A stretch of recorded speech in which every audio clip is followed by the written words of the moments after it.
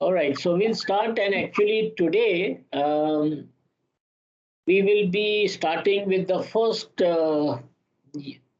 process unit in a refinery, the very first. So when we actually bring in the crude and we fill the crude in the tanks in the refinery and we bring the crude into the refinery, the first unit which the crude sees is the atmospheric and vacuum distillation unit.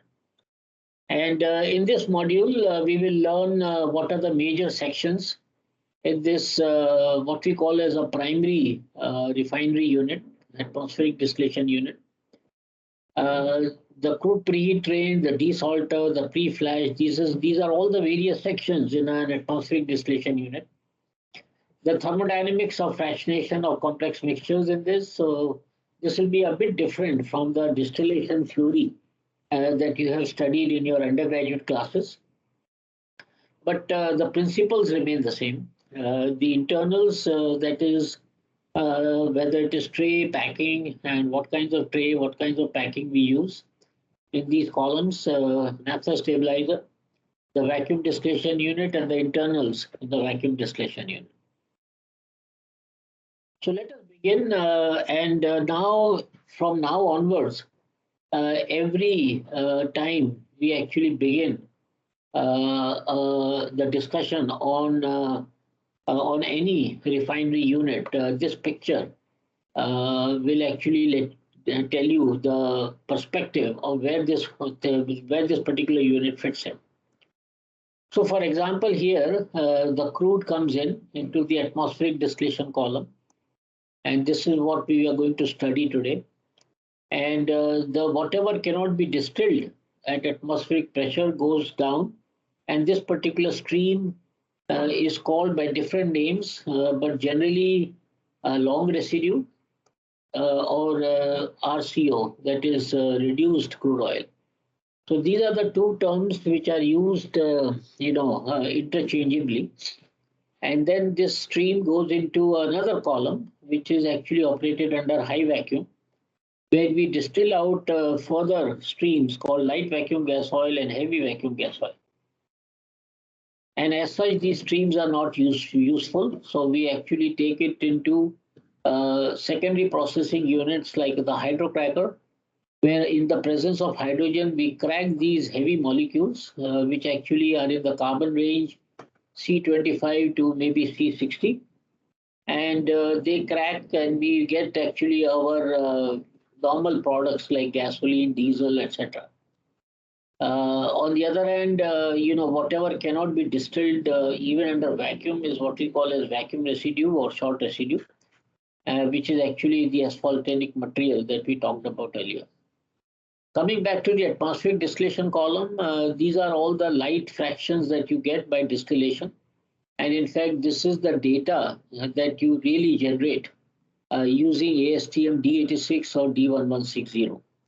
So basically, when you subject the crude oil to that distillation analysis, you will actually get an idea as to how much amount of LPG, how much amount of fuel gas, how much amount of naphtha, kerosene, or diesel you are going to produce.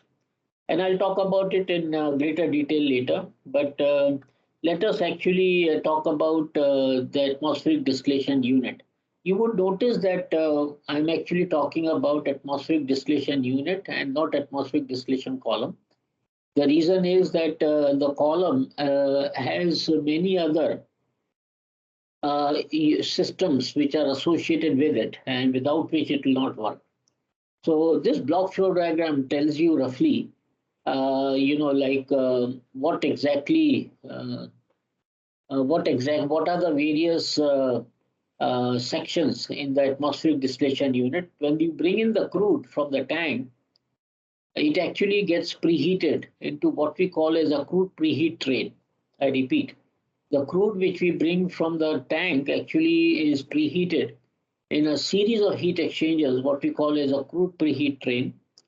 And then the heated crude is then actually sent to the desalter, where we remove the salts and to some extent the entrained water. And this temperature at which we actually, why do we need to actually preheat the crude before the desalting? is because we need to drop the viscosity of the crude oil sufficiently so that the mixing, the desalting operation is better. And so generally we heat it up to something like 120 to 140 degrees Celsius, depending upon the type of crude that you are processing. And we'll get more deeper into that later. After desalting, of course, I need to correct this slide. There's actually another series of heat exchangers that I'll show you in a moment, which brings up the temperature to, let's say, something like 180 degrees or so, where what we try to do is that we try to recover the light ends of the crude oil. You remember I had discussed what we mean by light ends earlier. So we take off the light ends like the natural, like the fuel gas and the LPG, and sometimes even C5, C6 hydrocarbons as well. And we take it off and put it straight into the atmospheric column.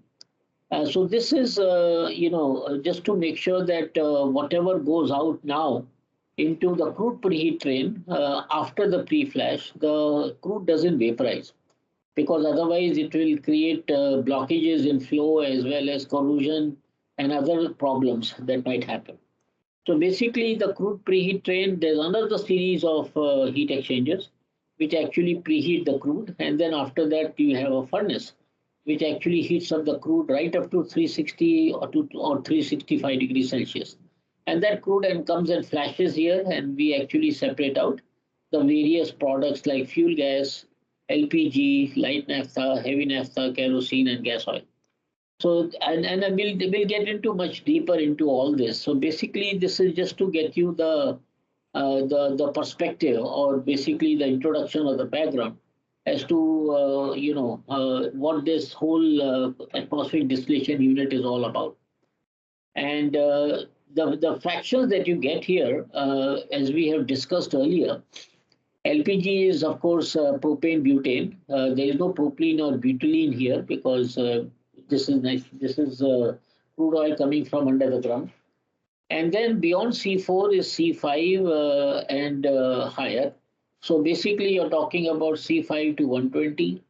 Then heavy naphtha, which is 110 to 190. Jet fuel or kerosene, like 140 or 150 to 280. And gas oil, that is diesel, from 280 to 360. And whatever cannot be distilled is 360 plus into the atmospheric residue. And how much yield do you get for each of these fractions is roughly given here.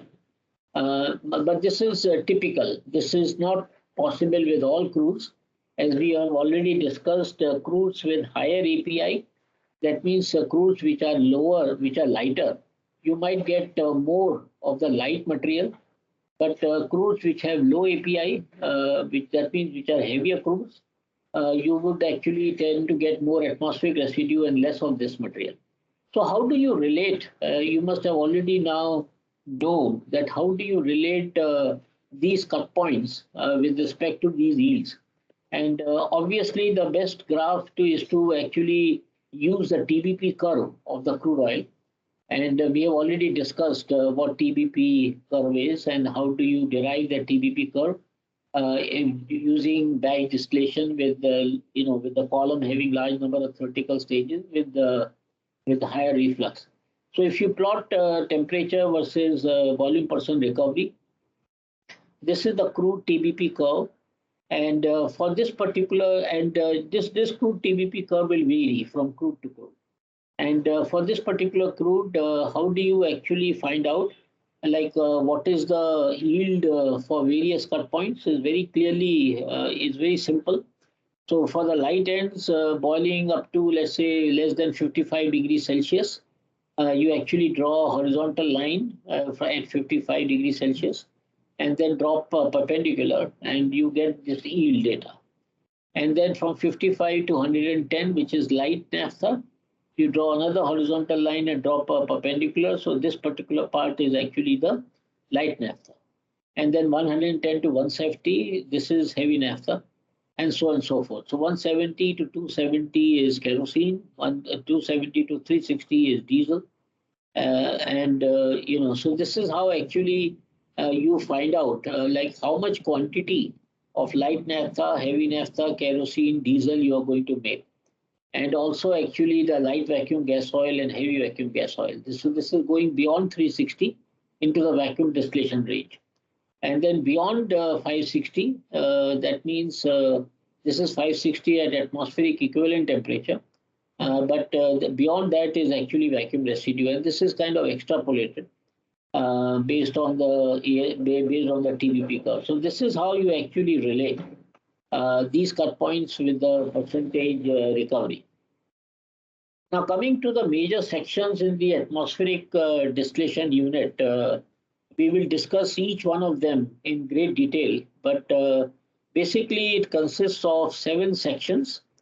The crude preheat is actually a pretty complicated, arrangement of heat exchangers. What we call is a crude preheat train. It is called crude preheat train. A train because actually there's a train of heat exchangers, and I'll show you a picture of that in a moment. Then the desalter, which is a very critical piece of equipment, which actually helps you to reduce the salt content in the crude down to a few ppb level. And if you recall, ppb is actually pounds per 1,000 barrel. And then you have a pre-flash where actually we try to recover the light ends. And then the topped crude, it is called as a pre-topped crude, where you remove the light ends. That means we have crude boiling above 55 degrees Celsius. That means when we actually do the pre-flash, we actually remove this part of the crude, the earlier 5% or 6% of the crude. And that actually helps not to vaporize the crude in the next section of the crude preheat train. Then a very important piece of equipment is the furnace, what we call as a crude heater. It's a fired furnace where actually you have naked flame, which actually heats up the coils inside the furnace, which actually contain the crude oil. So it is like a furnace where you have burners which are actually burning fuel gas or fuel oil, and these are like actual flames, naked flames. Then you have crude fractionation column by itself, and this is actually a piece of engineering marvel where in one single column we are able to separate more than 7 products. So it's unlike the columns that you have studied, where actually you take a mixture of benzene, toluene, and you separate benzene from the top, toluene from the bottom. It's not like that. This is multiple products from a single column, and I'll explain in great detail what is the thermodynamics of that, and then of course the side strippers and the naphtha stabilizer by itself. So coming on to this is of course a good photograph of a crude distillation unit. This is what you see on the front is actually the atmospheric crude distillation column. It's a pretty tall column. It can go even to the height of something like 40-45 meters from the ground. And at the back, you can barely see it. This is actually the vacuum distillation column at the back. The vacuum distillation column you can differentiate from the atmospheric distillation column by a very simple fact that the vacuum distillation column diameters are much higher. The reason is, of course, that we are operating under vacuum, so the vapor, in order to keep the vapor velocities under control, and because the volumetric flow goes up because of the lower pressure. If you remember your ideal gas law, PV is equal to nRT. So for the same temperature, if you reduce the pressure, the volumetric flow rate goes up. So in order to maintain reasonable superficial velocities, we have to actually increase the column diameter. And these are actually the furnaces that you see. There are 2 furnaces, as you can see. This furnace is actually preheating the crude. This is the atmospheric furnace and the atmospheric crude furnace, and this is the vacuum furnace, which actually after crude is distilled, the long residue is preheated again in this furnace and put into the vacuum tower. And these systems that you see here, these circles that you see, are actually the front end of heat exchangers. This one. And here again, you have this entire preheat train located. So this is a good picture, and this is of course not a very large unit. This is something like a 3 million ton per annum crude distillation unit. Now, coming to the first aspect, the crude preheat train. Actually, it is called a crude preheat train because there is a series of heat exchangers that we use to preheat the crude. Remember, the crude is coming at ambient temperature around 25 to 30 degrees Celsius. And by the time we need to actually take it into the crude column, we need to bring it up to at least 360, 365 degrees Celsius. The reason is that if you don't preheat it up to 365, then actually some part of the diesel will also go into the long residue. So this 360 actually, the 360 degrees Celsius is what the end point of diesel is. So what we try to do is that we preheat the crude and vaporize the crude to the extent that we are able to recover all the light material. That means all the way from light naphtha to heavy naphtha to kerosene to diesel up at the top. Okay. And whatever doesn't vaporize is we don't actually try to vaporize it in the crude preheat train or the furnace. That actually drops down. And so this particular material, all the way from LVGO to HVGO to vacuum residue, is what we call as a long residue or reduced crude oil. So the crude preheat train consists of a series of heat exchangers which actually use the product from the crude unit to preheat the crude. So, for example, you can see that the diesel, what you have written is the HSD, and this is not actually a heat exchanger train from a textbook. This is a crude preheat train, an existing crude preheat train which is operating at Haldia refinery of Indian Oil. And so here actually what they do is that they take diesel, which is pretty hot when it comes out of the crude column, and they recover all that heat by preheating the crude in various ways. You see, so it brings here, it preheats the crude here, and then it preheats the crude here, and then ultimately here, and then is taken out as a product. So this is where the HSD comes in, and you are actually preheating the crude here. So ultimately, what happens is that we are preheating the crude right up to 120 to 140 degrees Celsius, and then we put it through a desalter. After we desalt the crude, and the why 120 to 140, as I mentioned before, we want to drop the viscosity of the crude oil sufficiently low so that the efficiency of salt removal improves. And I'll talk about that in a moment. After desalting again, we take it into another series of heat exchangers so that we bring it up to something like 165 to 180 degrees Celsius before it goes for pre-flashing. And here we remove the light ends, as I told you. And after the pre-flash bottom actually comes again and goes through another series of heat exchangers, which is actually which increases the temperature of the crude to the maximum extent possible. And then, of course, the rest of the heat we provide by the furnace.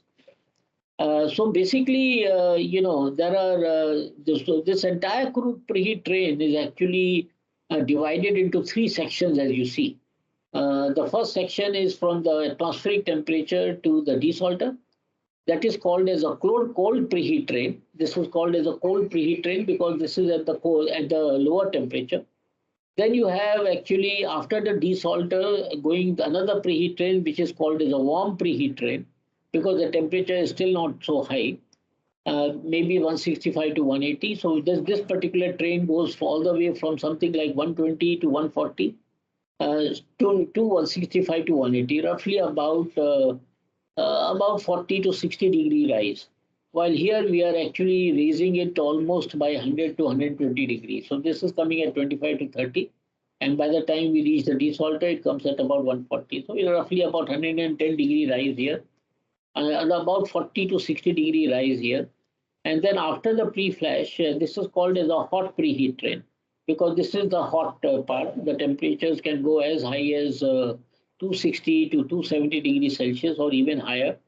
And so basically here the crude comes at about 180 and it goes out at about 260, 270. So another 80-degree rise here. So about 100-degree rise on the top, about 60 to 40 to 60-degree rise in the warm preheat train, and about 100-degree rise in the hot preheat train. So this is something that you need to remember, and how you design this particular heat exchanger network is based on something that has been developed in the in the late 70s, a heat integration technique called pinch analysis or pinch technology. I don't think we'll have time in this course to talk about pinch technology, although I'm very fond of talking about it. As since I have actually done almost 25 to 30 projects using pinch analysis in terms of improving the energy or energy optimization of process units, including large number of crude preheat trains that I have designed. So here what we do is that, we actually use temperature versus enthalpy chart and, collect all the streams which need to be heated, which are called as the cold streams, and collect all the streams which need to be cooled, which we call as a hot stream. So this is called as a cold composite, and this is called as a hot composite. And based on that, we actually try to understand which heat exchanger is to be kept where. So you can see that since diesel is pretty hot, we don't bring diesel straight into the cold preheat train or the warm preheat train. We prefer bring it into the hot preheat train, where actually we try to recover heat to the extent possible, and then actually into the warm preheat train, and then after that it goes into the cold preheat train. Similarly, you have reduced crude oil that is coming into the hot preheat train, and then into the warm preheat train, and then into the cold preheat train. So basically, the whole system is designed in such a way that we maximize the heat recovery from the hot streams and try to maximize the temperature of the crude oil going into the furnace. And with this, actually, we have also discovered various other innovative ideas, like, for example, preheating the crude by recovering heat from the overhead of the crude distillation unit. And these crude preheat trains are designed typically to minimize vaporization. So at the heater inlet. So because actually in the preheat train, basically the vaporization will happen and if there is any vaporization in the heat exchanger, it will likely to happen in the hot preheat train. And here, the last heat exchangers are prone to actually vaporization of the crude. And that is the reason why we actually try to recover some of the light ends which are actually amenable to fast vaporization. So we try to minimize or at least eliminate, vaporization in the heat exchanger. Otherwise, you would have vapor locks, you have corrosion. Not only corrosion, you can have erosion as well. And actually, sometimes you might even have coke deposits in these heat exchangers because of vaporization. So typical temperatures to which we can heat is ranges from 250 to 300, but it can vary depending upon the crude and depending upon refinery to refinery. One good thumb rule is that actually the higher the API, the lower the API of the crude. In other words, the more heavier the crude is, the higher temperature you can get, because if you are actually using the RCO or the vacuum residue to preheat the crude, that flow rate will go up. So to that extent, you can actually preheat the crude higher. So the preheat temperature is actually the preheat temperature of the crude is actually the temperature to which you preheat the crude before it actually goes into the furnace. Then comes another important piece of equipment. If you look at this list of things, the second piece of equipment is the desalter. And this is a very critical piece of equipment. Actually, it's a very, very large vessel, a very, very large horizontal vessel. In fact, if you walk around the crude, if you walk around the refinery, and if you see a very large horizontal vessel, you can be more or less assured that this could be a desalter. The reason is that we need to provide almost like 25 to 30 minutes residence time of the crude oil in this vessel. And I'll tell you why. And the very purpose of the desalter, why do we need desalter? We have discussed it earlier. The main purpose of the desalter is to reduce the salt content in the crude oil, and to actually reduce any residual water that might be there, and also to reduce suspended solids. So basically, the desalter does three things. It reduces the residual water, it reduces the salt, and it reduces the suspended solids, which actually all the three put together reduces the BSNW. That means basic sediments and water. To minimize corrosion in the downstream equipment, and it also avoids heat exchanger fouling and equipment erosion. So we'll discuss about this in greater detail, but as of now, from this picture, what you can see is that we have a very large horizontal vessel, and we bring in the crude, and there actually we actually add water. So what this water does is that it actually dissolves the salt from the crude oil, and then we take it into a vessel which is basically a settler, where actually the water droplets they coalesce and they come down. Now this water has salt in it, which actually it recovers from the crude oil.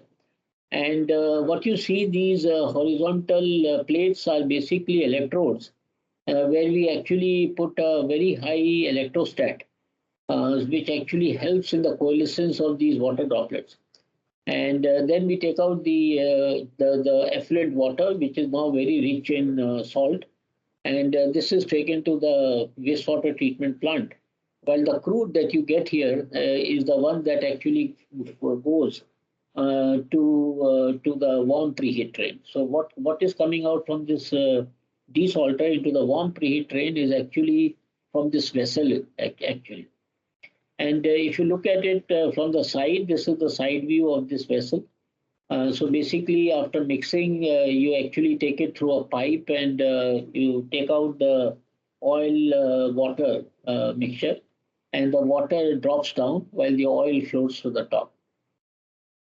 So, why do we have this crude salinity? Actually, we have discussed it earlier, but this salinity in the crude or salt content in the crude depends upon the reservoir from where the crude comes from. So basically, if the reservoir water is saline, you get salinity in the crude. And more important than that is actually the salt that it picks up during its journey in the ship when it comes from the crude producing nations to our country or any other country. So during voyage, so the salt content may increase again from anywhere from 10 to 80 milligram per liter of crude.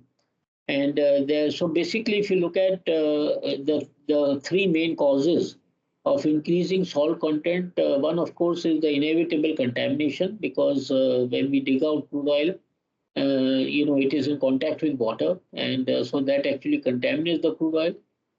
This is the deliberate contamination because of the ballast water, which I talked to you about. When the ship gets emptied out, let's say at the marine terminal, it has to actually fill up seawater in order to stabilize itself. And that seawater remains in the crude. Actually, the nations in the world, they don't allow the ship to empty out the entire seawater before they take in crude oil from the crude producing nations. So, for example, if a ship unloads the crude oil at our jetty in Jamnagar and then fills up the seawater from our area, then actually when it goes to Middle East and it tries to fill up crude oil, it empties the ship. That means it actually drains out the seawater that it picked up from our shore, but they are not allowed to remove all the seawater. Some seawater remains, so that they don't take out so that the oil part doesn't go out in the sea. So actually, so international legislation mandates load on the top procedure. So basically, the crude oil is loaded on a layer of seawater which is already in the ship. So that also leads to increase in salt content, and there can be accidental contamination. So basically, what I'm trying to tell you is that salt in seawater, salt in crude oil is an inevitable problem. And so we need to actually remove these salts, and that is precisely the role of the desalter. What if we don't do it actually? If suppose we don't do the desalting, it has a pretty, serious impact on the refinery. To begin with, the salt will actually foul all the heat exchangers, furnaces, etc. And these salts can get hydrolyzed to make hydrochloric acid, which can create severe corrosion in all equipments, including the top part of the crude distillation unit. If you have the atmospheric residue or the reduced crude oil would have very high amount of salt, because salt will not vaporize in the atmospheric distillation unit. So it will again lead to corrosion in the downstream units like the vacuum distillation furnace or the whisk breaker delayed coker, and ultimately all the catalysts, etc., that you'd be using in the refinery. So it is very, very important to remove this salt. And so this is how we do it. I mean, this is actually a kind of a deep dive into what exactly we do. You can read the text, but let me actually explain what we do. So this is the pipe containing the crude oil, and here we actually have a nozzle through which we inject water. And this water is not exactly fresh water, but this water comes from the sulfur unit, where actually we are stripping H2S out from the water that is actually collected from various process units. We call it as a sour water. Sour water because it has sulfur, H2S, and ammonia. So we strip the sulfur, H2S, and ammonia, and that water is then used here. So this is, in a way, recycling of water within the refinery. So please remember that we don't use fresh water in the crude distillation unit. This water is already available in the process units, but it has significant quantity of H2S and ammonia dissolved in it. And this actually is taken into what is called as a sour water stripper, SWS, where we actually strip out the H2S and ammonia, and the water is then actually used here. That stripped water is used here. So this water is coming from the sour water stripper, and roughly about 6 to 10% on crude. So if I'm putting 3 million ton per annum of crude oil, or let's say 100 tons per hour of crude oil, so about 6 tons per hour of water is put in, and that actually goes through what is called as a mixing wall. What does the mixing wall does is that it creates a very high pressure drop. It actually provides a very high pressure drop in order to actually break the droplets, break the water droplets into very fine droplets. So here actually you can see these are bigger droplets, and here these are very fine droplets. And why we actually break it up into very fine droplets is because it actually recovers the salt. So we have very large surface area per unit volume for tiny droplets. And so that we create a very large mass transfer area, which helps to actually dissolve the salt from the crude. And then, of course, we bring it through a pipe into the settler, which I talked to you about. And the water droplets being heavier than crude oil, they try to settle down. But actually, we have already created a very fine dispersion, almost like an emulsion of water droplets in crude oil. So we need to actually quickly separate this water. If we don't separate the water quickly, this water will go along with the crude oil, and it will create further problems because this water already contains the salt. So what we do is, first of all, we provide enough residence time, like for example, half an hour. And secondly, we actually use two electrodes to give a voltage so that we actually charge the surface of the water droplets, because of which they coalesce faster. So basically, there are three steps: the diffusion of the crude salt in the water, that is using a mixing wall, which has sufficient pressure drop of about at least 1 kg per square centimeter, or at least 1 bar. Coalescence of water droplets by electrocoalescence, and then the settling of the water. And this water then is removed. It is called brine because now it has salt, and we actually then process it in the wastewater treatment plant. The first thing, the diffusion of the salt. So there are three mechanisms. We'll go each one of them. And the diffusion of the salt is to pass the salt crystals, contained in the crude oil into the wash water. And as I mentioned before, we try to create water in oil emulsion. that is very fine water. So the water is actually in a droplet form. We call it a dispersed phase. In the oil, we almost get to the emulsion level, and then that is created by the mixing wall. And along with the wash water, we also add a demulsifier. I think you must have noticed it in one of the pictures here. We also add a demulsifier, which is added along with the hydrocarbon. And this demulsifier, I mean, once actually your emulsion gets formed, then the demulsifier actually, it actually kicks in to actually help the coalescence of the droplets faster. So basically, the coalescence of the droplets, or in other words, the separation of water from hydrocarbon in this desalter, happens because of three mechanisms. One is actually induced by electrostatic field, uh, which actually charges the water droplets in a positive charge and the negative charge, because of which they are attracted towards each other and they coalesce. And the forces of attraction is given by this equation, where K is the proportionality constant, and E is the delta voltage gradient. R is the droplet radius, and D is the distance between droplets. So this is basically how you actually design the desalter using this equation. And the coalescence of the water droplets is affected, of course, by various impurities, or basically the characteristics of the crude oil. For example, if it has asphaltenes or resins, sediments, and so heavier the crude, the more difficult it is then to actually separate the water, because not only the viscosity of the crude oil is higher, but also it has these asphaltenes, etc., which can inhibit the coalescence of water droplets. But we have the demulsifying agent, which actually helps you to coalesce the droplets faster.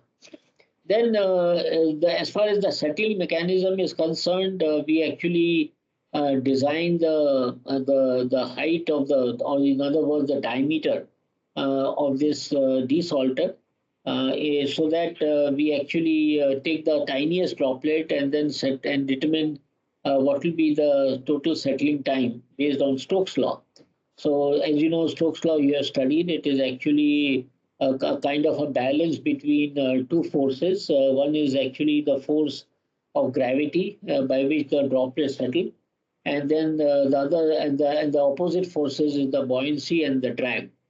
And it is actually the balance of these two forces based on which this equation is derived. The viscosity, of course, is the viscosity of the crude. So you can see that if the higher the viscosity of the crude, the less would be the settling velocity. And that way, actually, you may not get all the droplets settled down. So apparent settling time is about 20 to 30 minutes.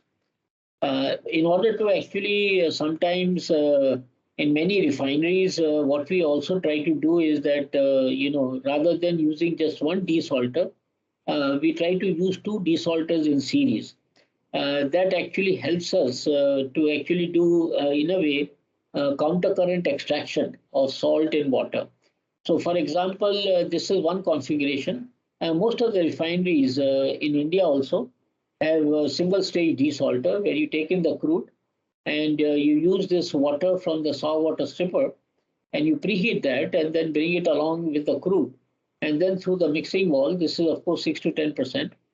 And then you get the water out while you actually take the crude and pass it on to the warm preheat train. While actually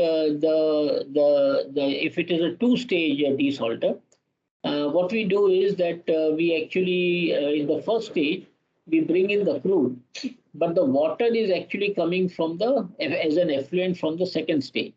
So in the second stage we bring in the fresh water. So the stripped water from the saw water stripper actually gets mixed along with the crude coming from the first stage through a mixing valve and goes into the settler.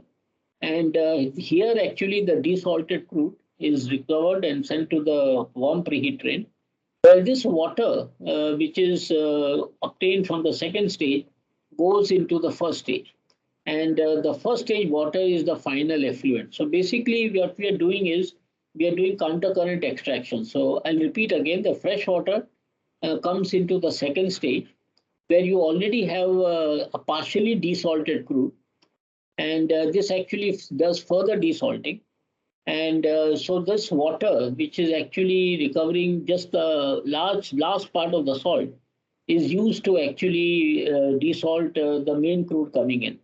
And here, actually, by providing two-stage desalter, you actually provide fantastic, flexibility in the refinery to be able to handle all the way from light crude to heavy crude. So if your crude is very light, what you can do is you can switch off one of the desalters, and you can just do with one desalter. But if you're processing heavy crude, you can take both the desalters in series, so that you get to something that generally the specification of the crude oil in terms of salt content going to the crude distillation unit is in terms of 2 to 3 ppb. PTB stands for pounds per thousand barrel. So, and one big advantage here is that during maintenance activity, we can actually, so log up. I mean, we can stop one of the desalter and take it for operation for maintenance, while we are still actually operating the other desalter. So, actually, having two-stage desalters is also a good idea in terms of continuing the plant operation while we are maintaining, while we are doing routine maintenance on these equipment. The other advantage is that the water flow is significantly reduced because now you have two stage. In our refinery in Reliance, all the four crude units that we have, two in DTA, two in SCZ, all the four have two-stage desalters. There are certain parameters which have to be controlled in a desalter. Of course, all the desalters operate at a pretty high pressure, at about 10 to 12 bar, just to maintain the pressure that is required to actually push the liquid, push the crude all the way through the warm preheat train, through the pre-flash, and then through the hot preheat train, through the furnace to the column. And of course, also to maintain the crude in a liquid phase. So there are many parameters which are actually used to design the crude desalter, as well as actually to operate the desalter. For example, the level of the water crude interface in the drum, the temperature at which we want to do the desalting, the water to a crude ratio, the washing powder, water injection point, the pressure drop in the mixing valve, etc., and the type and ratio of the demulsifier. So we'll very quickly go through each one of them. As far as the level of the water crude interface is concerned, the level of the settled water represents a zero potential electrode in the primary field, defined with the lower electrode. So a constant interface level is desirable from that point of view. And what we do is that we actually remove the oil. We remove the bottom water under level control. So you can see here there's a level indicator, a level measurement device, which actually controls the effluent flow. So whatever water goes out, it tries to maintain the level in the desalter at a constant value. As far as the desalter temperature is concerned, I told you that the high API crudes they generally require less temperature, but low API crudes because of high viscosity, we need higher temperature. Desalter temperature is also limited by crude electric conductivity. We need to actually directly proportional to temperature. Generally, 140 to 150 degrees Celsius is desirable. The desalters that we operate in our refinery operate at about 140, 145 degrees Celsius. And that temperature, of course, is controlled by the by the cold preheat train, because the crude coming out of the last heat exchanger, they have a bypass wall, so that there's a temperature controller there to maintain that temperature. Water is a very important variable, of course. Again, here we cannot be using very large quantity of water because, as you know, crude flow rates are high, and even 2% crude is a very large amount of water. So we try to actually limit the water requirement as minimum as possible. But generally it varies from 3 to roughly like 10%, 10% for low API crudes. So for heavy crudes which have very low API, we have difficulty in gravity settling, so it is increased. So that is offset by increasing wash water ratio. As far as the wash water injection point is concerned, we normally actually put wash water at two locations. One is actually at the point where you just saw, that is the upstream of the mixing bowl. And also we put part of some amount of water with the crude itself. When the crude comes in into the pump, when the crude is sucked into the pump, and the pump discharges at something like 25 kg.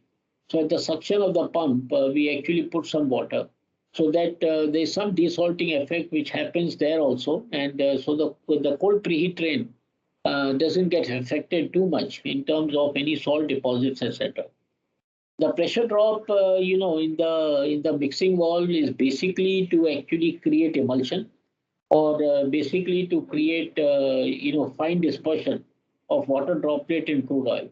But the idea is that we should not make a stable emulsion, because otherwise that water will go along with the crude oil, and then the whole effort or the whole purpose of settling water gets defeated, right?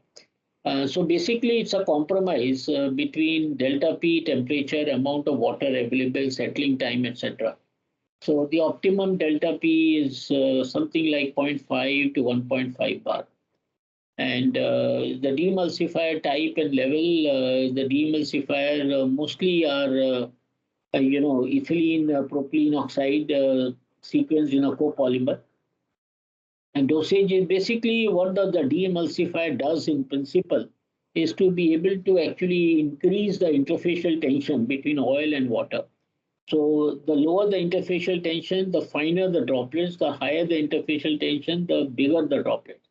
So the demulsifier, which is ethylene propylene oxide sequence copolymers, they actually try to increase the interfacial tension between the oil and the water, and the dosage is something like 3 to 10 ppm of crude oil, and roughly at the same point as we add the water. So basically, after the dispersion, the demulsifier starts taking action to coalesce. So these are the standard key performance indicators, the KPIs of the desalter. And we would like to actually have a desalter efficiency of the order of 95%. That means almost 95% of the salt removed, down to 2 to 3 ppb. And water content should be as minimum as possible, to something like 0.2 to 0.5%. And also, another thing very important is that we don't want too much of oil going along with the brine, which is leaving the desalter. That is the brine which is having all the salt, because otherwise it will create a problem in the wastewater treatment plant. We will not know how to actually handle this much amount of hydrocarbons. So that was all as far as the discussion about crude desalter is concerned. The third aspect here, as you would have noticed, is the pre-flash drum or pre-flash column. So as I had mentioned earlier, the main purpose of a pre-flash or a pre-flash drum is to be able to actually vaporize or recover the light ends. And this particular equipment is actually at the end of the warm preheat train.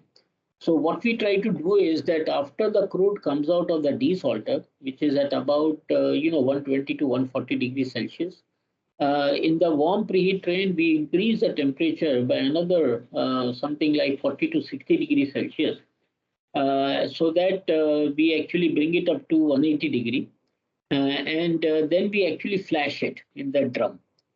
So when it flashes, so the drum pressure is lower, so it actually flashes there, and so we get something like 5 to 6% vaporization. And the flash vapors are actually routed straight into the distillation column. So we don't actually have to. So this overhead joins straight into the crude distillation column. It doesn't have to follow the column bottom upwards. So the flash vapor is routed directly to the crude column, and it reduces the hydraulic load on all the downstream equipment, from the hot preheat train to the furnace to the bottom part of the crude column. Now there are two arrangements that we try to follow. One is actually just a drum. So we bring in the crude, preheat it to 180, and we reduce the pressure so it just flashes. and whatever vaporizes. But on the other hand, particularly when we have to actually revamp a crude unit to actually increase the capacity, let's say by 5 to 6%, 10%, then we actually use a typical column arrangement, complete with reboiler along with it. So we actually provide extra heat in the column so that so the vaporization is complete. So in this case, actually, what we try to do is to even recover some light naphtha components. In this case, actually, what is vaporized is all the way up to 110 degree. And this is actually never done at the grassroots design. Generally, this particular changes are done when we want to increase the capacity of the crude unit. So this is one way of actually taking off some of the light ends. So to that extent, that light ends, that means I'm talking about light naphtha boiling up to 110. You don't go beyond light naphtha. Okay. So we actually try to bring in some of the light naphtha components also vaporized right here, so that it doesn't have to get vaporized in the furnace and to increase the vapor traffic in the column. This is of course provided with an actual 20 to 30 trays, in a typical distillation column with the reflux and everything in it. So these are the two arrangements which we do: pre-flash drum and pre-flash column. Going from there, actually, the other piece of equipment is the heater. So once we actually bring in the crude, pass it through the cold preheat train, the desalter, the warm preheat train, the pre-flash, and then actually the hot preheat train. And to whatever extent we can increase the temperature, fine, and then we bring it into a furnace. Now, this furnace is actually something like what is shown here. This will give you a fairly good idea about what is this equipment. It's actually, consists of three parts. One is what we call as a radiation section. So this part is called as a radiation section. This part is called as a convection section, and the top part is called the stack. So what we do is we bring the crude into the convection section. Why it is called convection section? Because actually the hot gases coming out of the radiation section, these are combustion flue gases. These are the products of combustion of the fuel gas or the fuel oil. And as you can see, this is the naked flame. And this flame actually provides heat by radiative heat transfer to the tubes which actually contain the crude oil. So we bring the crude oil here into these tubes and it gets preheated in the convection section to whatever extent it can. And then actually we pass it into the radiation section to preheat it up further to 360 degrees Celsius. So basically, this is how we do. And actually, there could be some banks of tubes here. We can generate steam using DM water. And DM water means demineralized water. Now, the configuration of these furnaces is such that we actually design them for an efficiency exceeding 85 to 90%. What I mean by thermal efficiency exceeding 95% is that the total heat absorbed, that is the heat absorbed in the convection section plus the radiation section, upon the total energy released by the flame.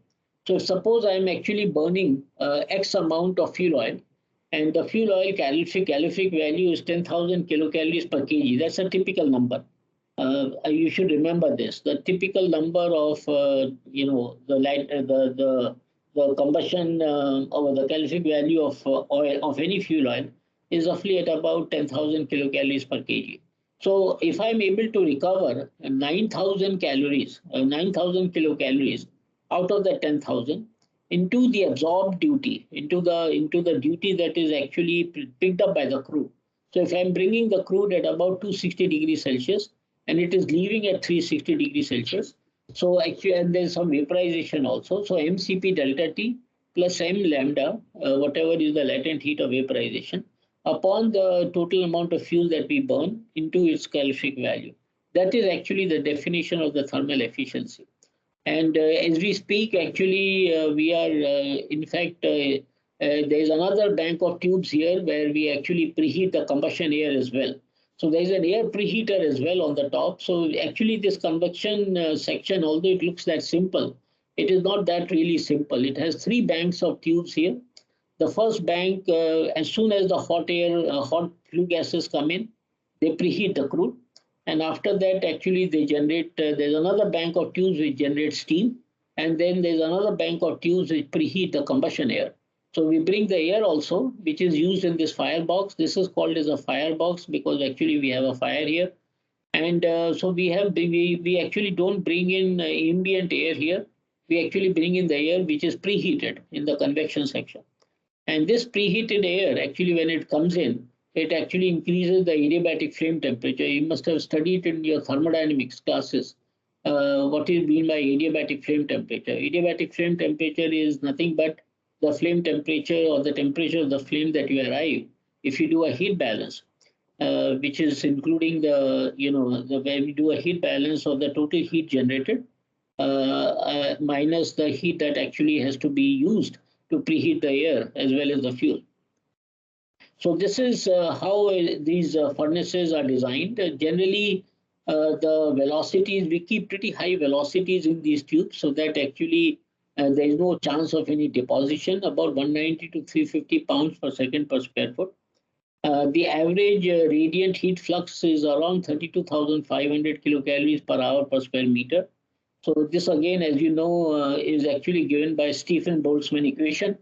That is Q is equal to sigma epsilon area T to the power 4 minus T to the power 4. You must have studied that in your undergraduate classes in radiative heat transfer.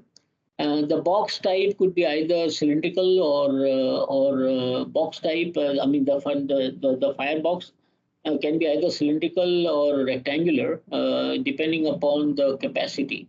So we are talking if you're talking about something like 13 to 80 million kilocalories per hour duty, then generally those kinds of furnaces are rectangular.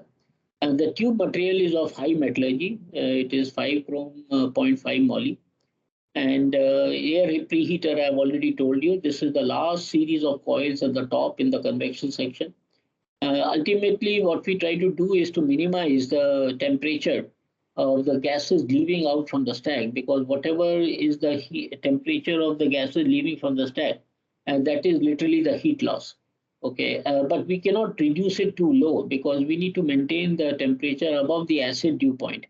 What I mean by the acid dew point is that the fuel contains sulfur. So when the fuel burns, sulfur gets converted to sulfur dioxide, and the hydrogen in the fuel oil gets converted to the water. So actually, if you bring the temperature too low, then the water will condense. Along with that, the SO2 will dissolve in that water, and thereby actually you get sulfurous acid, which will corrode the inside of the stack. So basically, the temperature at which that water will condense is called as the acid dew point.